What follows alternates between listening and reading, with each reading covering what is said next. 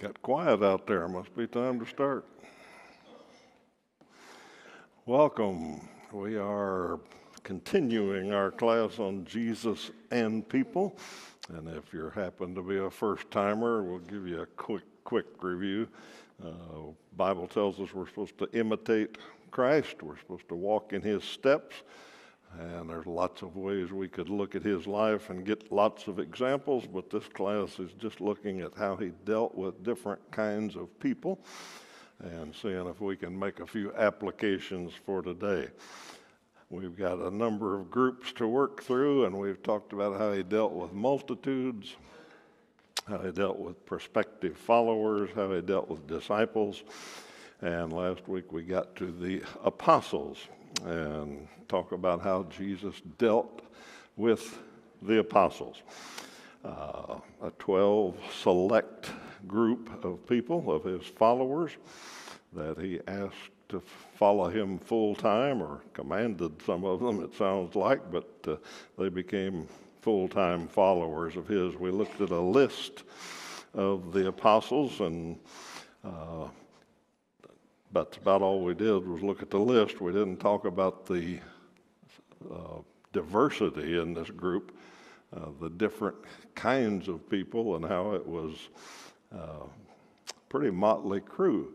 How probably we wouldn't pick this for a board of directors or a mission team or anything else, but there were all kinds of folks in this group of apostles. We did talk a little bit about the different names, and we talked just a second about James the Less and why he might have been called James the Less. As fate would have it, this week I saw something pop up on the feed about from the Babylon Bee. And I don't know if you know what the Babylon Bee is, but it's a new website that publishes phony stories. In fact, their slogan is "Fake news you can trust." And they make fun of a lot of things, and they're actually quite funny. But here was the headline on one of their articles this week.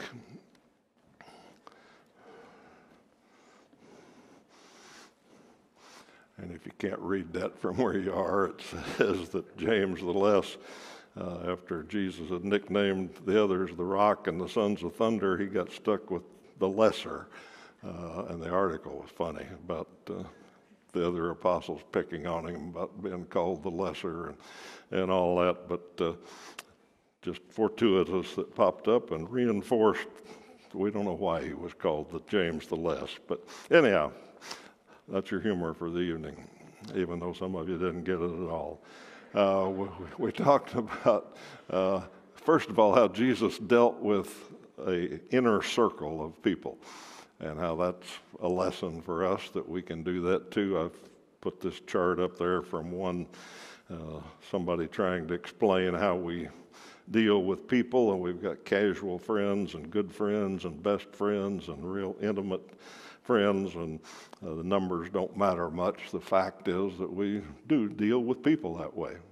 We have a few that we are closest to, or should have anyway.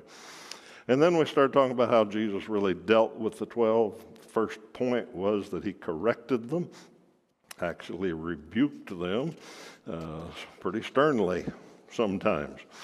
And that was similar to how he dealt with prospective followers and disciples also. He corrected and rebuked them, and we talked about why he did that. Because he had such high expectations for them, because they had such a responsibility ahead of them, and what he corrected them about. A lot of times it was their attitude about things in general, and a lot of times it was about the world was focused on more than things of God. When they saw earthly things and got concerned about them instead of the things of God, eternal matters, he got on them pretty good. If you remember, one of our examples was Peter, who confessed Jesus and was praised for recognizing who Jesus was. And then in the next breath almost, he was calling Peter Satan. He said, "Get thee behind me, Satan." He switched from praise to rebuke pretty quickly when Peter stopped looking at the eternal things and Jesus was Christ, the Son of the living God, to saying that no, he wouldn't allow Jesus to do what Jesus had planned to do. We're going to look at this from an earthly perspective, and Jesus rebuked him strongly. All right, so we talked about that, and then we made a few applications, and since we were kind of hurrying through them there at the end, I'll just reiterate that we, if we're going to follow in Jesus' steps, maybe we should do some rebuking, some correcting. The book says that's what it's good for. It's good for rebuking. Paul said here in Romans 15:14 that he thought the church in Rome had enough knowledge and goodness to be able to admonish one another. And we talked about how that is kind of dependent on being mature enough and spiritual enough to do it in a correct manner. We can be harsh in our rebuke and corrections, or we can be loving and do it the right way, but we're expected to. Paul thought the Romans could, and we ought to be able to do that once we mature and get a little more spiritual. We also looked at some verses about how the elders are to admonish us and have rule over us, and we are to obey and submit to elders.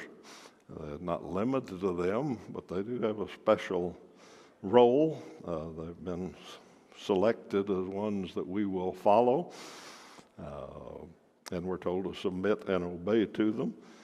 They've got a great responsibility. That's why the writer of Hebrews said we should obey them. Another place it says we ought to make their job a joy, not a burden. As they ought to be good leaders, but we ought to be good followers. So part of that is accepting admonishment and instruction from those who we've selected to do that. All right, second thing we got squeezed in last time was that Jesus taught his apostles to trust him. And we looked at a number of scriptures where Jesus told Peter to put the boat out in the deep and cast the net. And Peter said, "This isn't going to work. We've been fishing all night and haven't caught anything." Jesus said, "Just do what I tell you and it'll be all right." And it did work out. Then Peter walked on the water. Remember that? He trusted Jesus. And when Jesus told him to come, he stepped out of the boat. But then he got to looking at the world again and kind of forgot where he was, or remembered where he was, and began to sink. The mission that he sent them on, remember, was one of our examples. He sent them out to cast out demons and teach the gospel and heal people. And he told them not to take anything. Don't take any food, don't take an extra coat, don't take money. I'll take care of you. And a lesson in trust there. Our application for that was that we need to teach our disciples, those that we're welcoming into the faith and are new in Christ and all that, we ought to teach them to trust. And by both example and word, we ought to teach them that's part of being a disciple. That was important enough that that's what Jesus worked on a lot with the 12. Since we were just talking about elders, it strikes me that we ought to include that in here. We need to trust them. We may not always understand some of the decisions they make, et cetera, but we trust them. I think Northside's very, very good at that. Over my lifetime, there have been a few times where I disagreed with what the elders decided. I asked them, Ask them, not everybody else. Asked them, and they explained it, and 99 times out of 100, I understood their reasoning, and I said, okay, I got it. But even if I didn't still agree, my job was to trust them. They have the responsibility. My job, I've always said my job after that is to trust them and shut up, not bother other people with it. And like I said, I think Northside's very good at that. So anyhow, that's the trust thing. All right, now to a hard one. Third thing that Jesus did with his apostles, he taught them to serve. And I say he taught them to. He worked at getting them to serve. It was not an easy thing. In fact, it's kind of just astounding sometimes as we'll look at some of these scriptures, how earthly the apostles were. And human nature showed up big time. So in teaching them to serve, and remember what they were tasked with, they were going to start the church, they were going to take over his mission, they were going to disciple the world, and here's some of the ways that he taught them to serve. Mark chapter 9, beginning in verse 33, it says, they came to Capernaum, and when he was in the house, he asked them, what were you arguing about on the road? He had heard them, maybe behind him, maybe in front of him. I don't know where the apostles walked, but he heard them arguing. He said, what were you arguing about? And they kept quiet because on the way they had argued about who was the greatest. And they didn't want to tell Jesus. And Jesus sat down and he called them to him and said, anyone who wants to be first must be the very last and the servant of all. Okay, now we know that slogan, the first shall be last and the last shall be first and all that. But Jesus was talking about service, and the 12, among them, there was competition. Somebody wanted to be bigger than somebody else. They wanted the place of preeminence, and we'll see some other examples here in just a moment. But Jesus set them down. This was his lesson to them, that if you really want to be first, you got to be last. Service is what it's about. All right, let's go to Mark chapter 10, and we'll read some of this.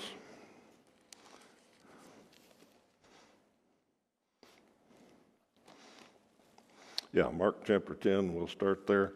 And they were on the road going to Jerusalem, and Jesus was walking ahead of them there. Now we know where the apostles were. And they were amazed, and those who followed were afraid. And taking the 12 again, he began to tell them what was to happen to him, saying, see, we're going up to Jerusalem, and the Son of Man will be delivered over to the chief priests and the scribes, and they will condemn him to death and deliver him over to the Gentiles. And they will mock him and spit on him and flog him and kill him, and after 3 days he will rise. Okay, Jesus just told them, he just dropped the big one on them here. He told them, we're going to Jerusalem, and they're going to kill me. That's the way it's going to happen.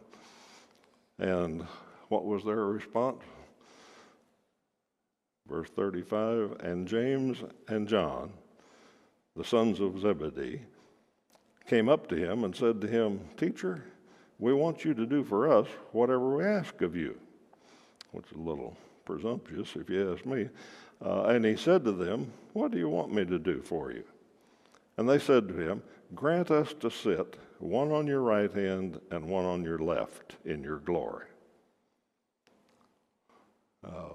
Right after Jesus told them what was going to happen to him, their first thought was, hey,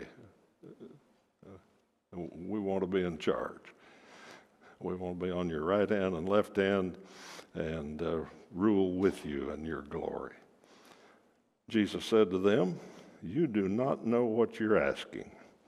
Are you able to drink the cup that I drink, or to be baptized with the baptism with which I am baptized?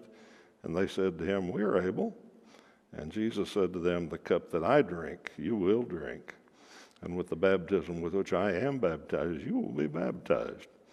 But to sit at my right hand or at my left is not mine to grant, but is for those for whom it has been prepared.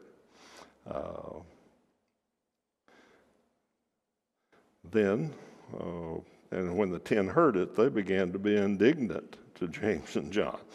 And Jesus called them to him, so here comes the teaching time, and said to them, You know that those who are considered rulers of the Gentiles lord it over them, and their great ones exercise authority over them. But it shall not be so among you. But whoever would be great among you must be your servant. And whoever would be first among you must be slave of all. For even the Son of Man came not to be served, but to serve, and to give his life a ransom for many. Now, bear in mind, this happened toward the end. This was after all they had seen, all the ways he had served people, all the ways he had humbled himself, that they were pretty far along in the apostleship course, and they were still thinking, oh, we want to be in charge. Okay, so Jesus gives them a little more amplified lecture here about that's the way the Gentiles are. That's the way the world works. The people that are in power, the people that are over them, lord it over them. But that's not the way we are. Those with any authority have to be servants. Okay. All right, one more. And, well, I guess we got two more. But this one's really hard to believe. This is at the Last Supper, the last Passover Jesus is going to have, with them especially. And he's just told them that one of them is going to betray him. Okay, so beginning in verse 24, a dispute also arose among them as to which of them was to be regarded as the greatest. And he said to them, The kings of the Gentiles exercise lordship over them, and those in authority over them are called benefactors, but not so with you. Rather, let the greatest among you become as the youngest, and the leader as one who serves. For who is the greater, one who reclines at table or one who serves? Is it not the one who reclines at table? But I am among you as the one who serves. Okay, here they go again. At a most inopportune time. First, they argued a little bit about who was going to betray him. I'm sure that was interesting. All of them saying, no, not me, not me. I don't know what Judas said. But then as soon as they got done arguing about that, then they started arguing about who was the greatest among them. And Jesus had to give them the lesson again. And he added to it a little bit, gave them another picture. He said, you walk into the big banquet, and there's one guy reclining at the head table, and somebody's serving him. Who's the greatest? Well, obviously, the guy getting served. And Jesus said, no, with us, it's the one who serves is the greatest. And he then used his own example. He said, I'm a one among you as one who serves. You've been watching me for almost 3 years. I serve people. That's what you got to do. Okay. Let's look at one more just to emphasize the famous foot washing story, and we won't take time to read it all because you probably know it pretty well. At the Last Supper, at one point, Jesus got up and took off his outer garment and got a basin of water and started washing their feet. And obviously that hadn't been done yet. Nobody thought they were servant enough to do that, evidently. So Jesus washed their feet, and when he gets around to Peter, Peter says, no, you're the master. You're not going to wash my feet. And Jesus rebuked him pretty strongly. And then when he got done washing all of their feet, he said, "Do you understand what I've done?" Because he knew they still probably hadn't got it very well. He said, "Do you understand what I've done? You should do just as I have done to you." Okay? Now, some people make that a religious rite and think foot washing ought to be part of a worship service or something, and no reason it can't be. It's a good symbol and all that, but he's not prescribing a ritual here that should be followed. He's prescribing a service attitude. Somebody's feet need washed, wash them. Even if you're the Son of God.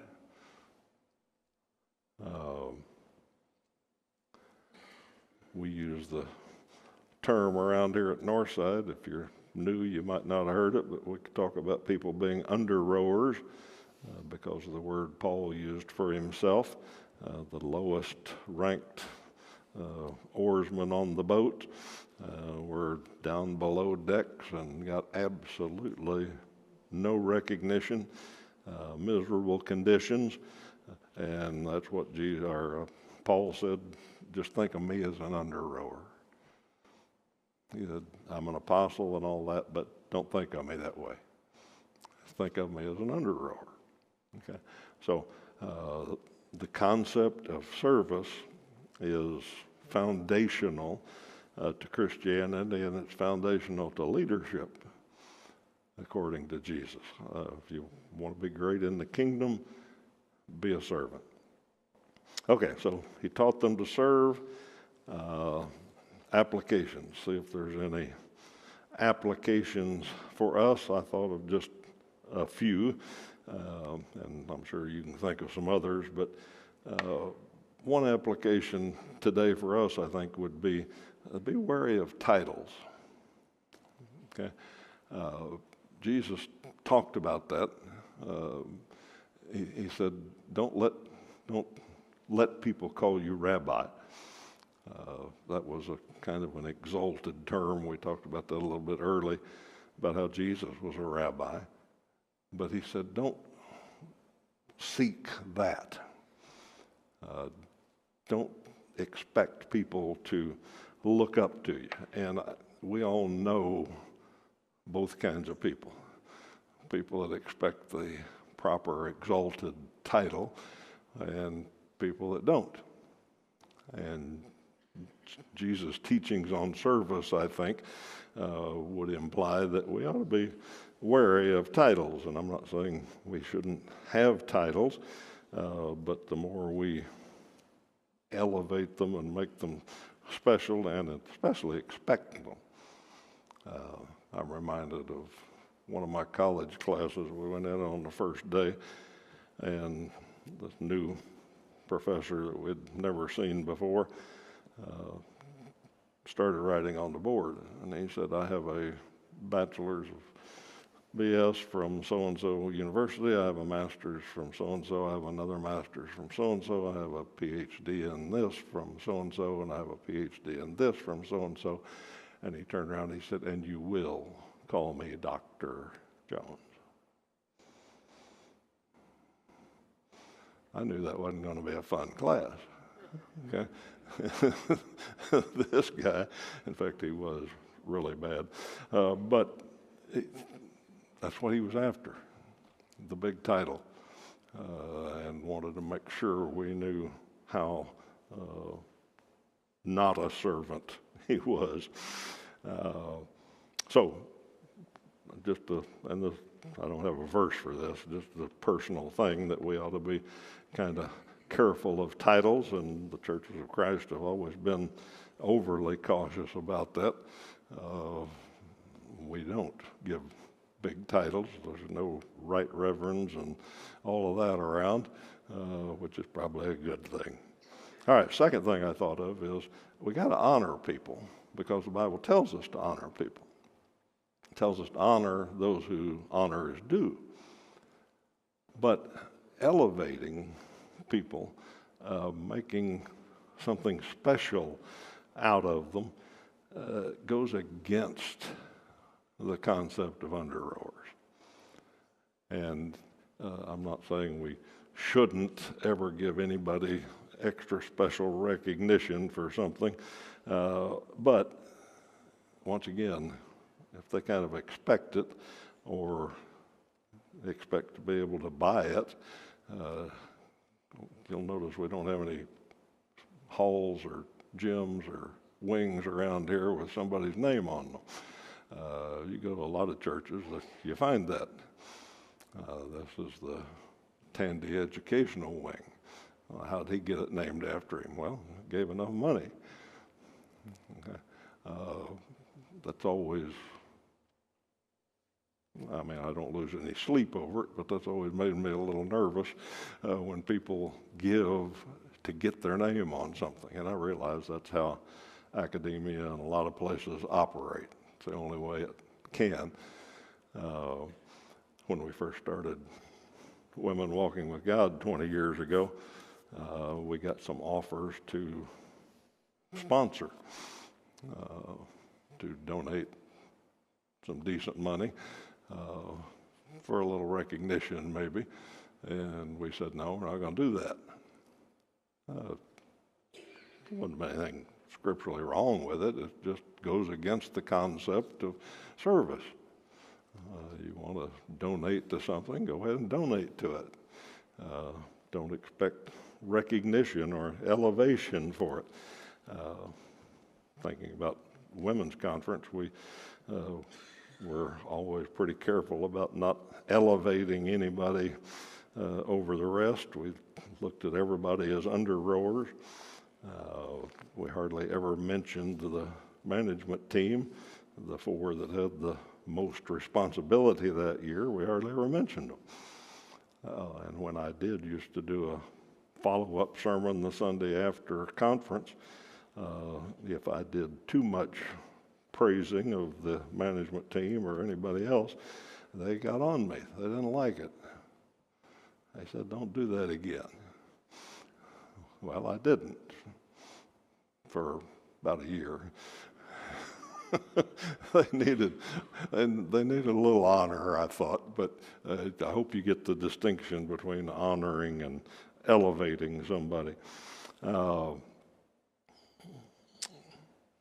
Big example, what Jesus and watching the contribution there one day, the ones who put in the most and made sure people saw it and all that, Jesus said the widow's mites were better than that. Well, what if we decided to, Greg's got the numbers because he has to do the tax statements. What if he published in the bulletin the list of givers at Northside?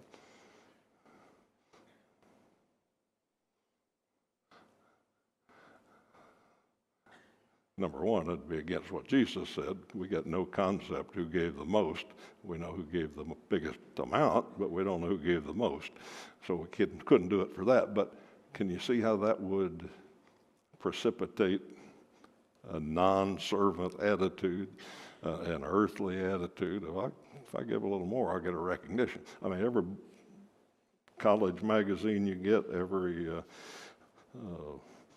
charity magazine you get has got a list in the back. The platinum givers, the gold givers, the silver, on down. That's how they raise money. And for the world, that's a good way to raise money. I don't know how I got off on money, but anyhow, we ought to be servants, have a servant attitude. And the last thing I put down is we need to teach service, but more importantly than that, we need to model service. People need to see, ones we're discipling, new Christians, kids, teens, all of that, they need to see that we value service. Some of you remember the early days of family camp when we didn't have full service cafeteria. We did the serving. Remember that? get a volunteer for each table, and the volunteer had to show up early and go to the kitchen and get the food, had to set the table, had to bring water and tea, had to bring refills, and then had to clean the table up afterwards. Okay? We had kids that volunteered to do it every meal. I want to do that. I want to do that. Okay? Well, that's excellent. That's a good way to model that we value service. Okay? Then Rock Springs started doing all the work for us, and we lost that opportunity to model service, but there's other ones out there. So anyhow, we ought to model it, and we do see that around Northside a lot. All right, last one. Yeah, we got time for another one tonight. Now, this one's a little bit odd, but it's got enough meat to it that I think we ought to spend just a little bit of time on it. It's only one incident in Jesus' life with the apostles, but he warned them about poisoned bread. I called it poisoned bread. It really wasn't, but I used that title. The story is actually kind of funny. We'll read through it here in Matthew 16. When the disciples reached the other side, they had forgotten to bring any bread. And Jesus said to them, "Watch and beware of the leaven of the Pharisees and the Sadducees." Okay? Now, he had just been dealing with the Pharisees and Sadducees, wanting a sign and all sorts of stuff we'll talk about later. But anyhow, they're worrying about lunch. And Jesus says, "Beware of the leaven of the Pharisees and Sadducees." And they began discussing it among themselves. "We brought no bread." And I'm sure they're thinking, okay, we got to go buy some bread somewhere. And where's this Pharisee Sadducee bread? Where's this poisoned bread that we're supposed to watch out for? And Jesus, aware of this, said, "Oh, ye of little faith, why are you discussing among yourselves the fact that you have no bread? Do you not yet perceive?" Okay, this is another rebuke. It could have gone in our first section, but we're focusing on the warning here in this one. He said, "Do you not yet perceive?" Don't you get it yet? Do you not remember the 5 loaves or the 5,000? And how many baskets you gathered? Or the 7 loaves for the 4,000? And how many baskets you gathered? How is it that you fail to understand I didn't speak about bread? Beware of the leaven of the Pharisees and Sadducees. Then they understood that he didn't tell them to beware of the leaven of bread, but of the teaching of the Pharisees and the Sadducees. Okay, so there's 2 problems here that he's dealing with. First one is the lack of faith. And he rebukes them pretty good again. And here they are in a boat with the master, and they realize they didn't pack any bread. And they get all upset and start worrying about it, and what are we going to do? And Jesus says, "Excuse me, do you remember one time we had 5,000 people there?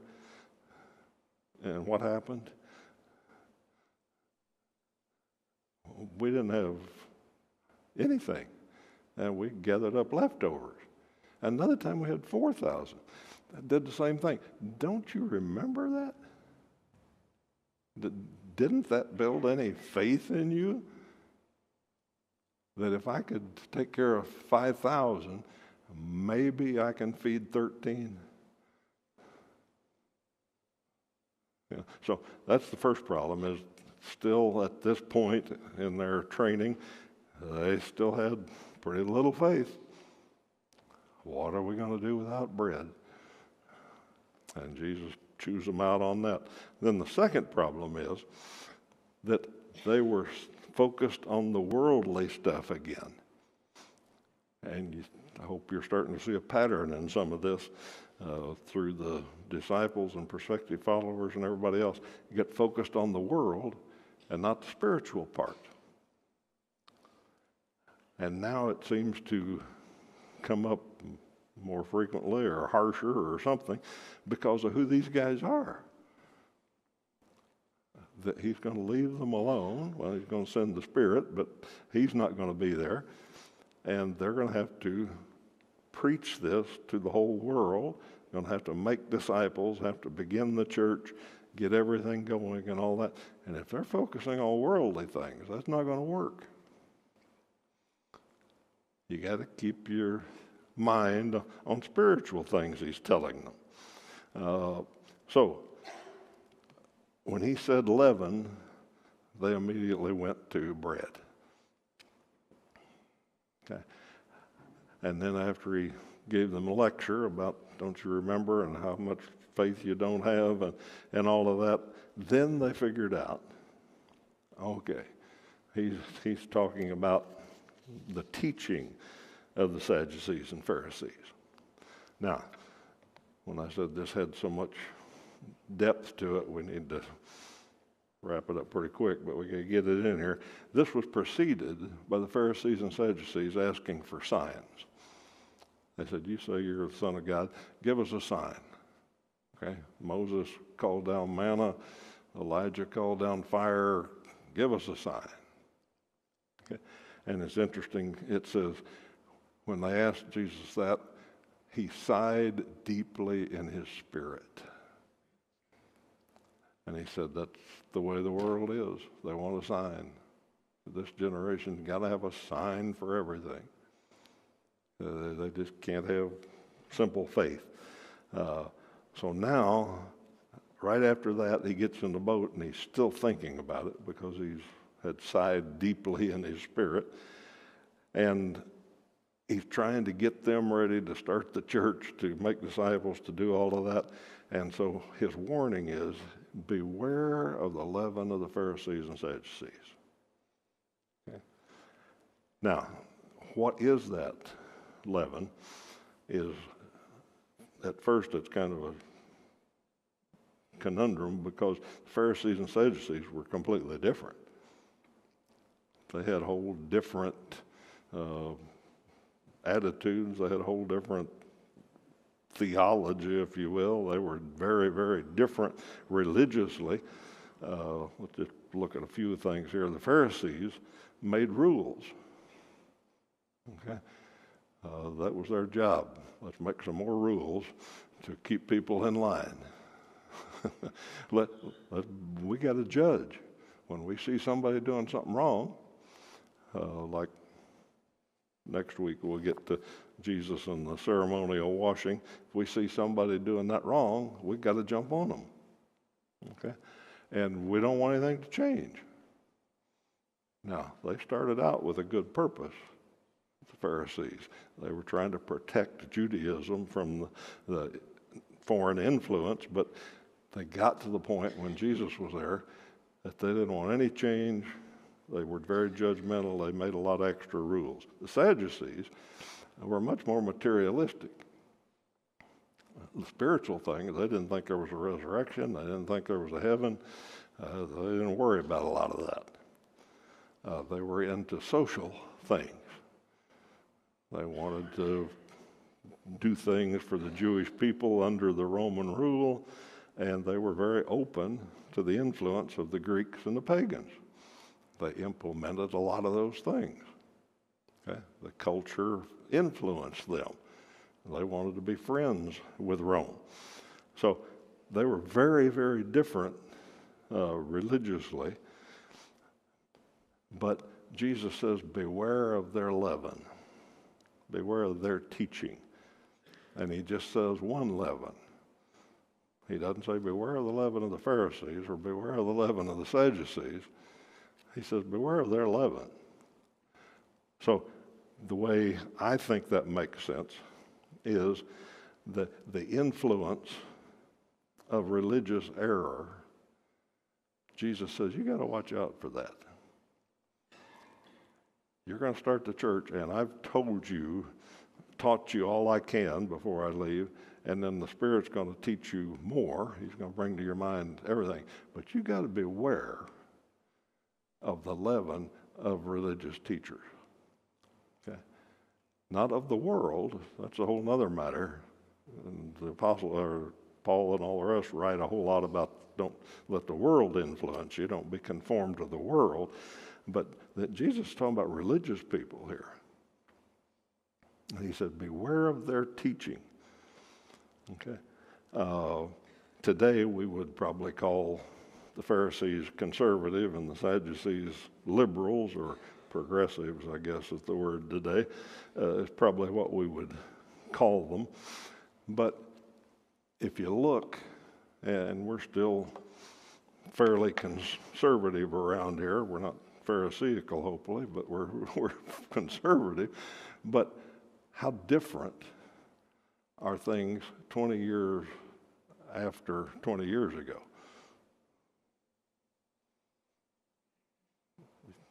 How different are they from 50 years ago? Okay, what caused that? And I'm not saying all of it's bad, but some of it is. And how did that happen? Well, we allowed the leaven of the Pharisees and Sadducees, in today's terms, to infect us, if you will. We got some poisoned bread. We went that direction. Wish we could finish this, but you'll have to come back next week. We're going to do the applications of it next week, and we'll give you some examples. So we better quit there. We've been buzzed. We will continue with the application, and we'll get on to our next topic, which is Jesus spent a lot of time with the apostles on religious liberty and how you do what God said, but you don't add to it like the Pharisees did, and you don't let it overcome the principle of what you're doing. So we'll work on that next week after we finish up the poisoned bread. Thanks for your attention, and we will be back will be April next week? Yeah, we'll be back in April.